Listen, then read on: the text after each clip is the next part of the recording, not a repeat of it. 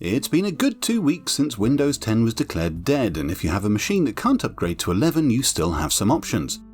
Option 1 is risky. You can put your head in the sand and hope that your machine doesn't get hit by whatever the next global virus is. Option 2 is expensive but might be the best choice. You go and buy a new Windows 11 machine. Option 3 is free but just puts a band-aid on the problem, postponing the inevitable by a year. You can get a further year of security updates by signing into your computer with a Microsoft account. You go to the Windows Update screen where you're told you no longer get updates, and there's an option to enroll in extended security updates. If you don't have a Microsoft account, just go online and make a new one. It's free. Then go through the motions of inputting your details and voila, registered for another year. It gives you more time to save for a new machine or think about how you'll deal with this all over again when the free updates end in October of 2026. And then there's an option 4. Although your computer says it can't officially run Windows 11, you can probably update it anyway. I skimmed over the process in my last video, but first you need to make sure you have an 8GB or larger USB stick handy. Next, go online, preferably on an up-to-date computer, and download a utility called Rufus. It's easy to find.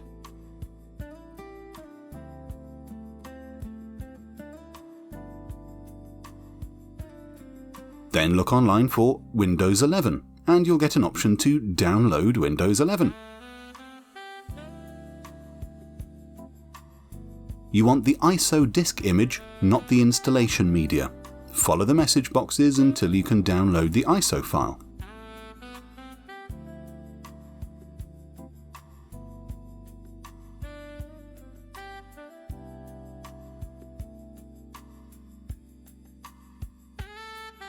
Open Rufus and point it at the Windows 11 ISO file you downloaded.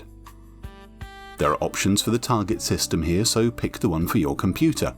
UEFI will be the one to use for modern machines from the last 10 years or so, or the older BIOS option is for even older computers. Tell it to start and you're met with a series of options. We only really want the first one ticked, the rest are entirely up to you.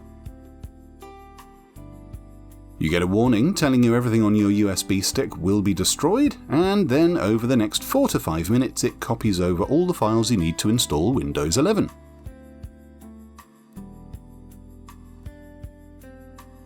Close the program. Now you have another choice to make.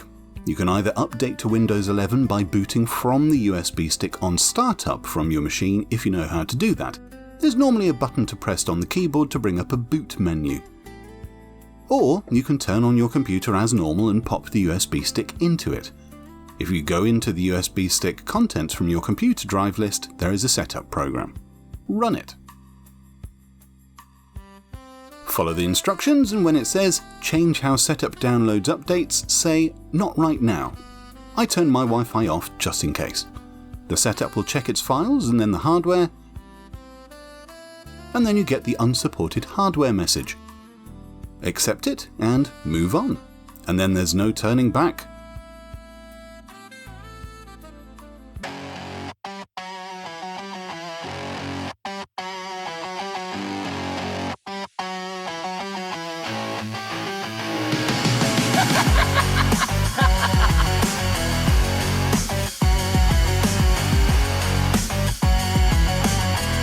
Wanna see what your insides look like? Dust in the fan, fluff in the gray. A Windows 10, it's time to update. It says no, but I'll override. The rules don't matter when I'm inside. Take your mind tonight. Don't try to put up a fight. Ghostface inside your mainframe. Would you like to play a game? The PC's fine, not obsolete. It's time to turn it into a freak. The hard drive screams as I hit update. Updating the code we love to hate. Take, no turning back.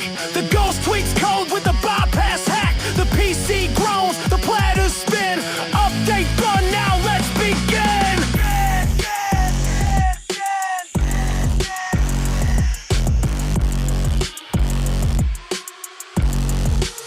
What's your favorite version of Windows?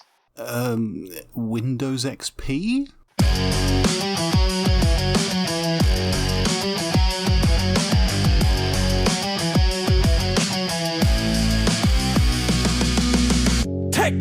you feel that hum? Your time is up, nowhere to run. Cables scream, the screen goes black. I don't just stab, sometimes I hack.